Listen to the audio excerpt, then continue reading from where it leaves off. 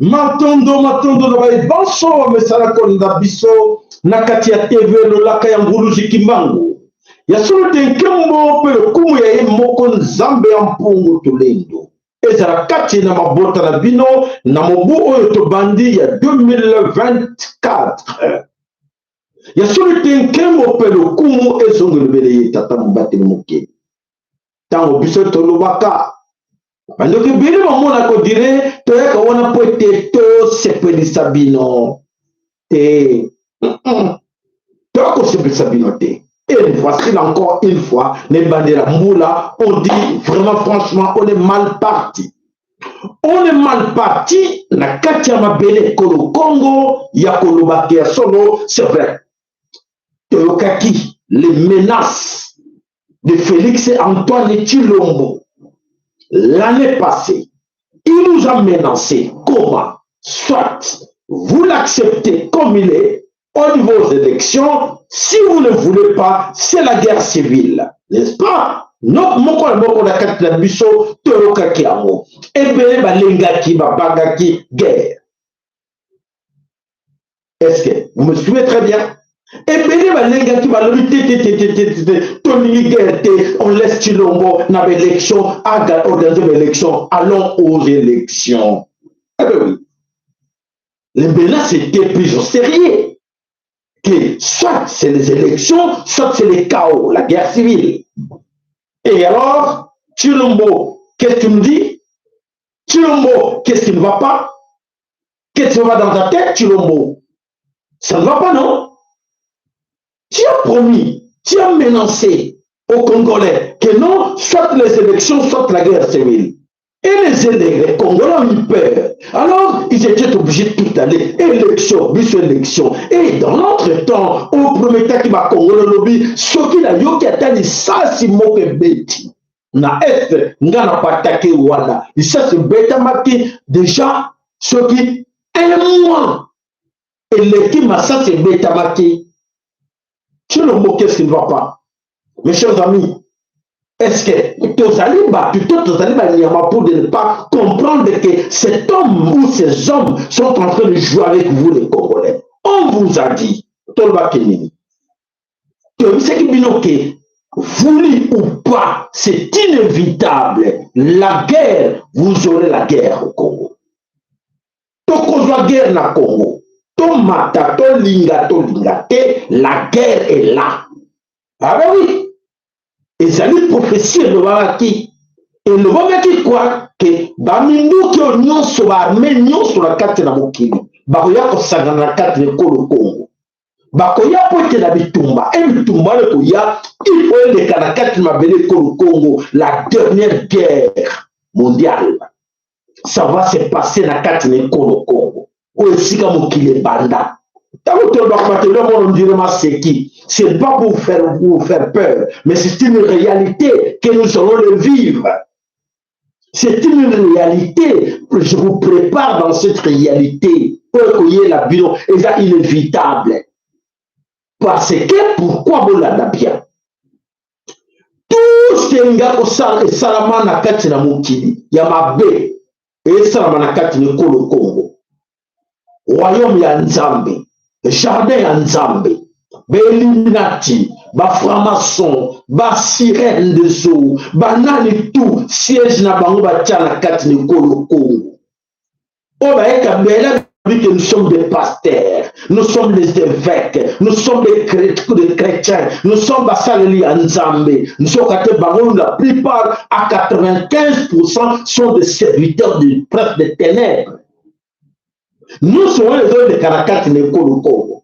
Nzambe ya mpungu tolendo akomona.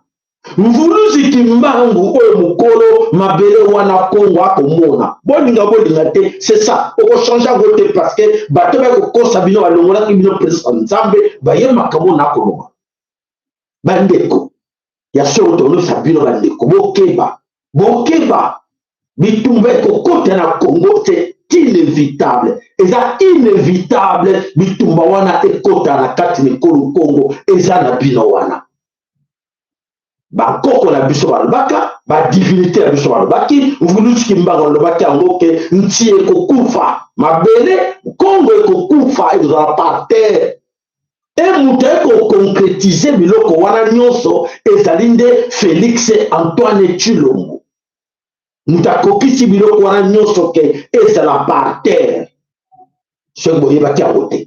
Voilà mes chers amis, alors voilà la guerre civile est là, et ce n'est pas seulement la guerre civile, la guerre militaire aussi. Et voilà, aujourd'hui, à l'heure, je vous dis, beaucoup parmi vous sont dans la distraction, vous êtes dans la carte de la distraction. Et dans l'entretemps, les ennemis du Congo s'organisent pour une guerre, pour une affrontation. Voilà mes chers amis, affrontation oyo salema et pas déjà na katina est ya Congo oyo moto moko te ko empêcher ngo ko éviter ngo azati tango na ngone koki nyoso wana poete oyo bobana ko banga e ko komela bino c'est comme oyo bobana ko banga e ko komela bino et c'est comme le bino. Qu'est-ce que vous allez faire? C'est inévitable, nous devons répéter il y a tout le temps. Alors mes chers amis, voilà ce que je dis. La guerre farouche autobane considère la carte ya mokili et constamment na carte na mabele ko Congo mais na pesa mino comme espoir moké Nzambe a au contrôle na nyonso Nzambe a au contrôle na nyonso pour na sauver ba oyo ya yi Nzambe ya mpungu tolendo aza au contrôle botala ba confusion ba si du temps je vous explique maintenant pour mieux comprendre. Bota la signe du temps, bota la confusion. Oza la katina bango na ba saleli Nzambe nyonso ba s'aligner derrière boyo ba sataniste. Et là qui se pose la katina mokilité, voilà ils sont tous derrière les satanistes. Eza ko bunga ya ko bomba te. Nzamba l'axibiso pour les beaucoup moins na sabino ya nyonso na quatre ko ya Congo exali ko ya mapi et alors toko tuna fati béton ah ça a quelque chose pour éviter parce que ba oyo balanda kiyo ba côté na kati na njungu ba oyo nyonso balanda kiyo quel que soit la diaspora quel que soit partout ne pleurez pas ce qui va vous arriver. Mes chers amis, ce qui va vous arriver, et vous, et vos familles, beaucoup regretter. Beaucoup regretter ya solo, ma prophétie va lever la bino, ba kosa. Solo, ce qui va vous arriver tous. Vous tchaki nzambe na mopandi, nous sommes mélanger na nzambe na ba pratique na bango et pour soutenir ba saleli ya Satan. Ah, malheur à vous, surtout pas vous mais à vos enfants. Tant que nous sommes toluka nzela na Nzambe, toluka bosolo na Nzambe, toluka la vérité na Nzambe, pour être mbongo ko sala biso de l'autre côté. Vous avez beaucoup d'argent, non? Allez, mettez votre argent avant-plan. Essayez de mettre votre argent avant-plan. Total ce qui est au bout de la bino. Ce que mbongo ko empêcher, il y a une sala banakati de Congo, il y a une inondation, il y a une saison sala banakati de Congo, il y a un bouleversement. Mettez cet argent là devant. Total ce qui empêcher que maille et bétao. Ce qui empêcher que mon peuple bétao. Essayez, on verra bien. Mettez votre argent, sortez l'argent. Il est temps, sortez votre argent, allez corrompre. On a vu nos prises de problème là, allez monter chercher l'échelle quelque part, l'escalier comme on le va, l'escalier ou l'échelle, matabo que de vous corrompre Nzambe. Vous corrompre votre tranquillité, ça ne sert à rien. Vous corrompre pendant l'élection, allez, va voter as 99%. Qui seul qui tient na 73%. Eh bien, c'est l'argent que vous avez corrompu. Eh bien, bravo. C'est fait, non? Qu'est-ce que vous attendez encore? Et maintenant, essayez de faire un effort à les corrompre, l'Éternel. Zambé en pour tout le monde. Allez corrompre, chercher là où nous voulons ce qui m'a wazali, bon que nous corrompre pour être dans ma belle na yo sali ma bé, bon sali ma sacrifice, bon tangisi ma kila ya bana, bon tangisi ma kila ba mama ba leli, bana ba leli, bon c'est garant pardon bana balela bamama balela bakata bango bakingo babimisa bango bana bimba na kati bachaba mama banzete e bamama mosusu malédiction bakalandi kokumisa bato yo oyo bayelaki biso makambo oyo ya basataniste oyo badia diable depuis 96 bosaliye derrière bango sans le savoir. Voilà votre malédiction là où elle est partie. Voilà votre malédiction et si quelqu'un. C'est vrai, c'est tout à fait normal de la binango. Pour être tant on est coquille. Bon, à l'image, autour de la bilan de l'eau, tout à l'heure, la tortue la bilan, à l'image, pour être bon, mon amakamundé, et ça, pour les caractères de Congo. Bitumba, ils allaient couper comme déjà, de l'autre côté, où il y a Betty déjà, et c'est Badaki déjà, ma solo. Et Zali, et Bandé, le makamoussé qui. Kufa ici est koti na kati na ndako. Kufa ici est koti, vrai kufa est koti na kati na kolo Congo. Bitumba ya solo est koti na kati na kolo Congo.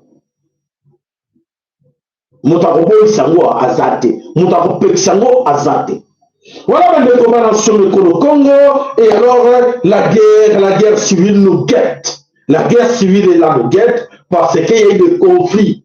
Bakanda isali entre battes. Par règlement de compte de entre-battre. Entre les Congolais. La colère est encore là. Comment faire? Comment venger? $1.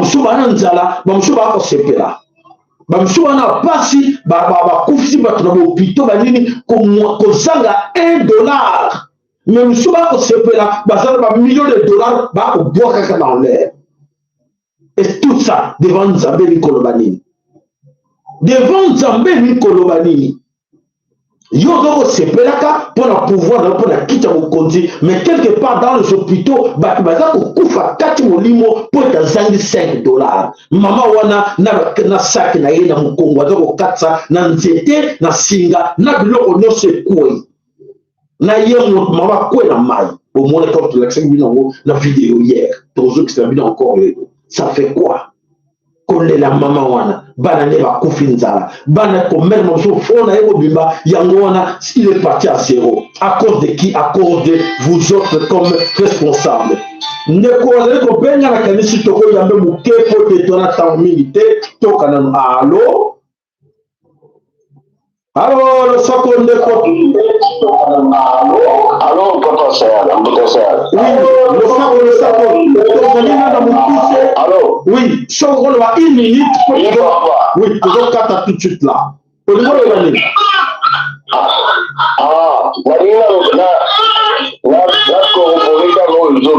Oui, allez-y. Nous savions que Chilombo organiser les élections pour se maintenir. Donc, et ça l'a mis en avis, surtout pour une élection. Les politiciens nous ont conduit les peuples, pas nous. Ils ont conduit les ignorants à l'élection. Et ces mêmes politiciens sont aujourd'hui en train de pleurer. Tant que le pays qui élection est arrêté, le qui tente en Kinde, qui est cousin à la processus sur la même mort. Mais ce soit personne qui m'a non, ce qui était, tu ne m'as pas maintenir. Oui, ce qui m'a été, tu ne m'as pas maintenir. Donc, on dit, l'équation, ils ont confirmé, la mission on ne peut pas organiser les élections quand le pays est sous l'occupation.